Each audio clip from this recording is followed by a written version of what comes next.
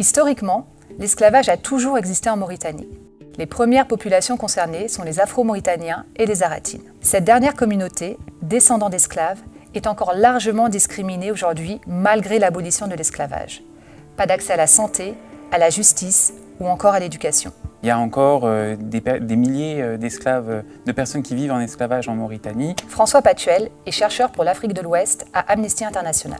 Les estimations varient de quelques milliers à 43 000 esclaves. Ça représente presque 1% de la population. L'esclavage en Mauritanie, c'est une structure traditionnelle. Ça veut dire que on peut naître esclave, on grandit et on vous donne des tâches domestiques au fur et à mesure que vous grandissez. C'est d'abord vous qui vous occupez du ménage, ensuite des repas et ensuite des enfants. Je travaillais sans interruption du matin à mon réveil jusqu'au soir à mon coucher. Les tâches domestiques, toujours les mêmes. Et je devais aussi m'occuper du bétail à la campagne. On va parler du cas de l'esclavage en Mauritanie. La question est, si l'esclavage existe dans le contexte mauritanien, il faut bien admettre qu'il y a quelque part une cause à cela. Et cette cause peut se résumer en ceci. Il y a des esprits qui veulent que l'esclavage soit justifié par le texte sacré et maintenu dans le contexte mauritanien en ignorant sciemment le contexte historique du texte sacré, contexte qui n'est pas mauritanien. Ils contribuent alors à vouloir justifier l'esclavage par le texte sacré et le contexte. Beaucoup de ulama d'aujourd'hui, contrairement aux ulama d'autrefois, n'intègrent pas la science à leur savoir. Ils se suffisent du dogme religieux et n'élargissent pas leurs horizons par l'intégration de la connaissance universelle telle qu'elle fut recommandée par les précurseurs de la pensée islamique et ses fondateurs. Pourquoi ? Cela est débuté vers l'an 1000, où de nombreuses provinces ont fait sécession et, en particulier la plus importante d'entre elles, l'Égypte, où le pouvoir est passé entre les mains des Turcs. Alors, les Turcs ont-ils été les protecteurs ou les destructeurs de la civilisation arabo-musulmane ?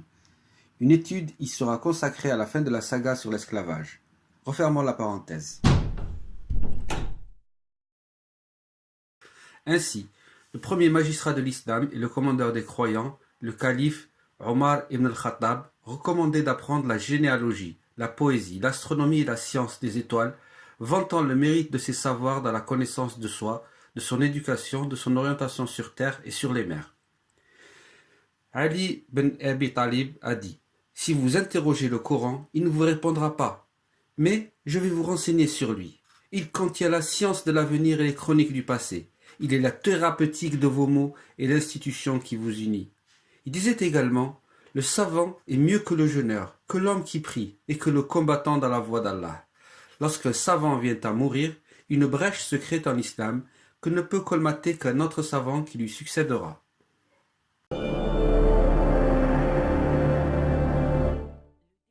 Chercher à promouvoir ou maintenir l'esclavage, qui est une atteinte à l'homme et à sa dignité, en invoquant le Coran, est une entreprise qui ne correspond ni à l'essence du Coran, venu sauver l'humanité, ni au message du dernier des prophètes, Mohammed sallallahu alayhi wa sallam.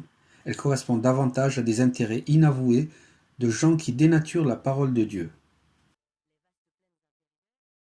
Mais, dans son omniscience, Dieu ne les a point oubliés. N'a-t-il pas dit « Il troque à vil prix les versets d'Allah, le Coran, et obstrue son chemin.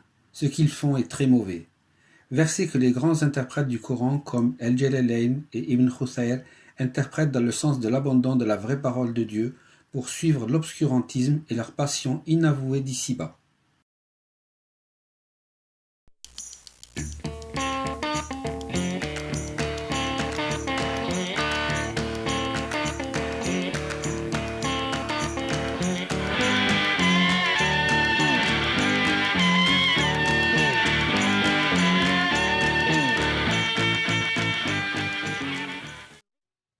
Et Dieu n'oubliera personne, ni le maître, ni l'esclave, ni ceux qui ont fait d'hommes libres des esclaves en cherchant à substituer à une parole d'humanité et de dignité, le Coran, une parole de servilité et d'exploitation, leur propre parole. Mais que vaut leur parole face au texte et au contexte ? Dans le prochain épisode, qui sera le dernier de cette série, nous allons parler de différentes formes d'esclavage qui concernent des populations très diverses. Le servage pour dette, l'esclavage domestique, l'esclavage des enfants, etc. Nous parlerons également de l'esclavage actuel en Libye. En attendant, n'oubliez pas de partager, de vous abonner. afin de faire vivre cette chaîne qui est la vôtre en quelque sorte.